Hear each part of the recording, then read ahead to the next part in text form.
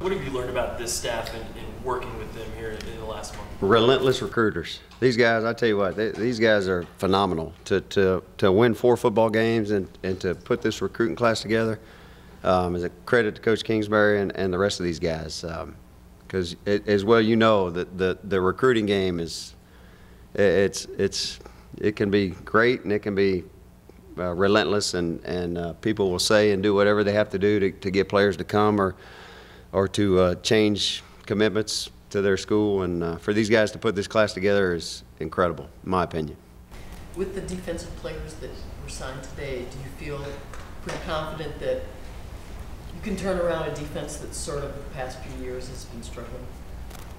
Well, first of all, I'm not sure. You know, I'm still getting to know these guys here. First thing, to play defense in college football right now is hard. It is, and to sit and discredit people for what's happened in the past is not fair. Because at the same time, you know, playing this style of offense hurts a defense. Playing this up-tempo offense hurts a defense. And any time, you know, you get a chance to make somebody punt and get off the field and do those kind of things is a victory for defense in college football nowadays. What this recruiting class has allowed us to do is get some players who can make an impact right away, which you need. Obviously, you got a lot of guys coming back. That's the good news. The bad news is statistically they weren't very good on defense. But you know, experience, whether you're playing good defense or bad defense, just the experience of being out there and playing on Saturdays is a benefit to you. So you know, it's going to be a challenge, but at the same time, you know, we'll see. We'll blend these new guys with the old guys coming back and put the best defense out there we can. Thank you. With that and Paul Banks, obviously you guys recruited him out of high school. Could you talk about him as a prospect? You know, Paul's a long, rangy cover corner who's not afraid to hit, but at the same time he's not a killer. One thing that happens in the recruiting process is you have a tendency to recruit speedy DBs, but they're usually shorter guys, which we have a few of those guys here. So anytime you can get some length, so with Paul and Jameel Johnson coming in here, whether or not they play corner or safety, in my mind gives you some length so you can cover these wide receivers that you have to play against. Obviously, we signed about 12 of them today, so these big, tall wideouts. So hopefully we can cover some of them. Coach, out of this recruiting class, who are some of the guys that you can see yourself plugging in right away and making an impact this next season? You know, good question. And you know, one thing I've learned down through the years and I know it's signing day, and I know we got all these great high school football players and junior college players and all that, but to discredit the guys who are already here and who've put 2, 3, 4 years you know, into the weight room, into the, you know, out there on the practice field and the game field. You know, they'll have a chance to compete, and we got some good players. We got some good high school players coming here, but at the same time, they got to beat these other guys out, and you know, fitting in the right system and playing in the right scheme. Some of these guys who are already here have an advantage, and but I'm not going to single anybody out. Obviously, everybody knows who the 3-star, 4-star, 5-star, whatever those guys are.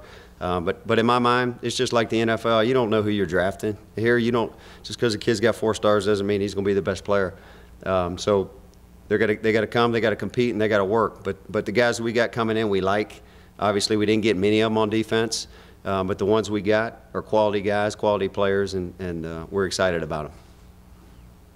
Coach Devonta Hinton said earlier that as he was sitting in your office at Houston as you were recruiting, he was thinking, man, if only he was at Tech, I'd for sure go there. And obviously, all the pieces fell into place. How excited are you to coach him? Extremely. That guy is he's a dynamic football player. And one thing you'll know, he'll play this year as a true freshman. You can't keep that guy off the field. If you know, I tell everybody he's 5'9".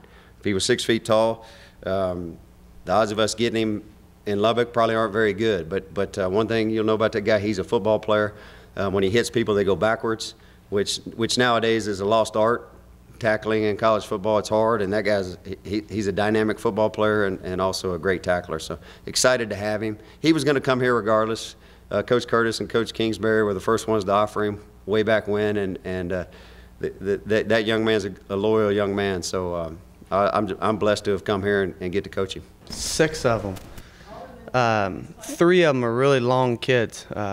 6'5", Dante Thompson, 6'4", J.F. Thomas, and Quan Short's about 6'2", so big, long kids that can stretch the field and hopefully win some of these jump ball battles, and then also help us in the red zone. You know, our efficiency in the red zone was really bad this year, and part of that is because we didn't have that length, you know, for kids to go up and get it. So we really missed Jason and Eric Ward this year. So hopefully that can be targets in the end zone and all over the field.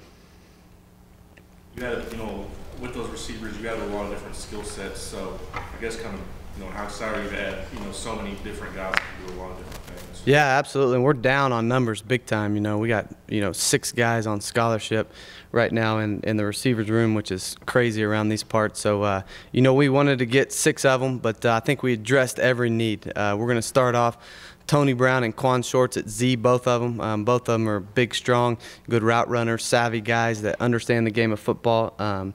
Dante Thompson will start off at Y. We kind of want to develop him into a Jason Morrow type, a big, long. You know, he's probably 205, 210 pounds right now, but has a frame to be 230, 240. So he'll be a guy we'll start inside and play Y.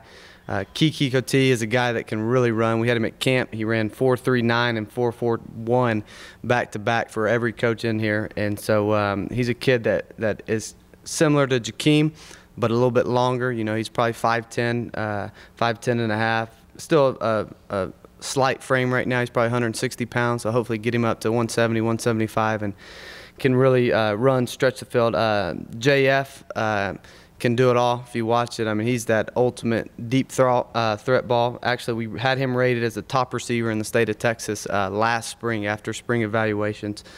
So he's a guy that we're really excited about. And then the wild card in it all, and nobody talks about him, is maybe my favorite, Jonathan Giles. You know, we've had a lot of success with guys that have played quarterback.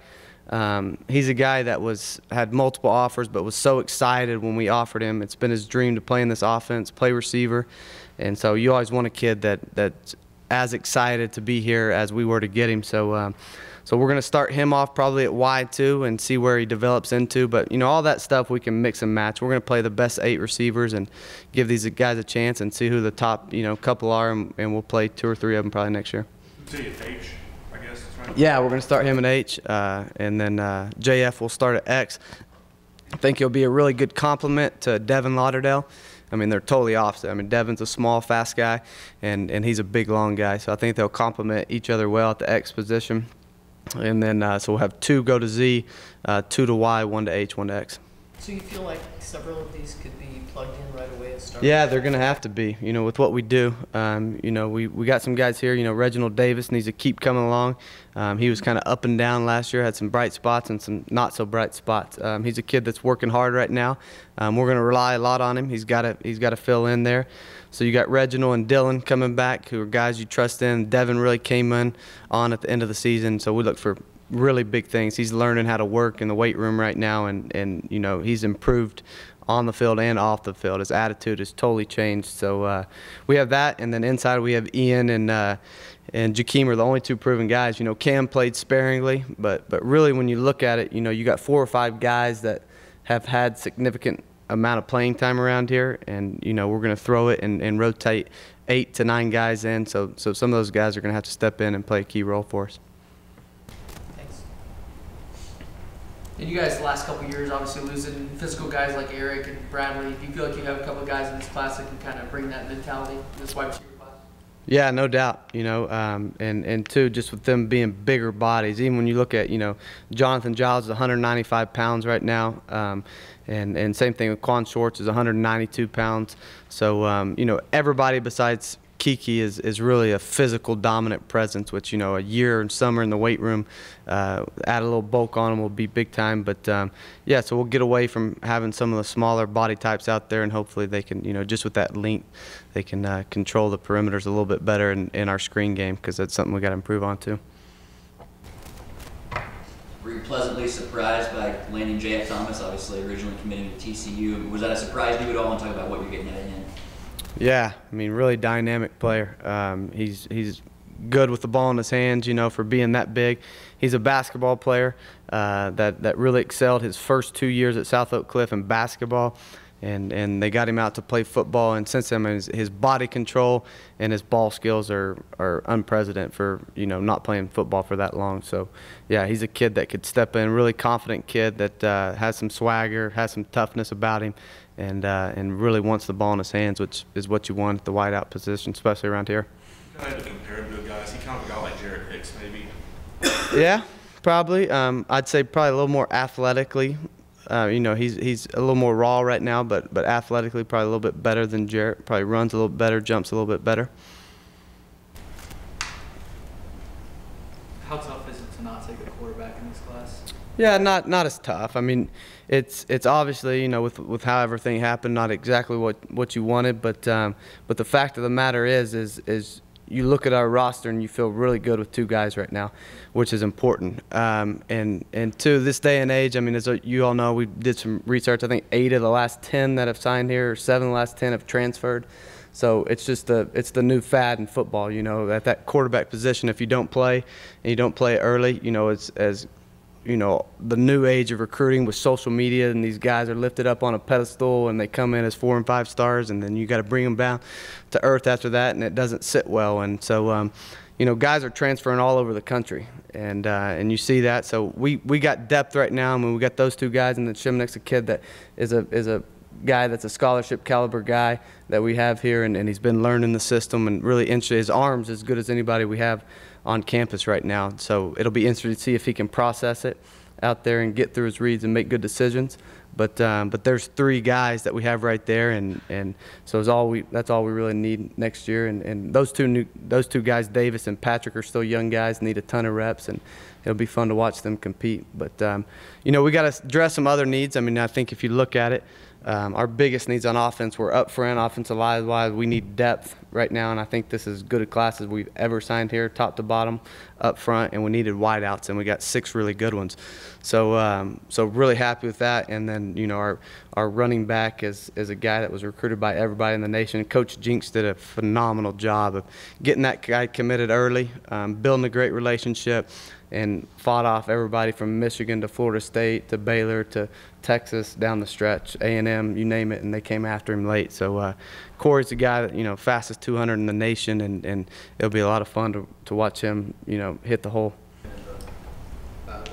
Yeah, not as big now. We got JF, you know. I mean, JF's a great player, and you know, he's got a lot of dog in him, and I think you can see that on tape. And you know, I just think now, you know, with, you know, those 2 being the front, you know, all the media and the Twitter and the Instagram, and you get so much notoriety in the classes and all that stuff, and so that part, you know, from a PR stage, you know, it kind of hurts you a little bit to have a guy committed so long and something crazy happen. But like we've said since we've been here, I mean, we want guys that want to be here and play hard for each other, and we're still trying to you know, establish that chemistry in the locker room with a brotherhood of guys in there that'll fight for each other day in, day out.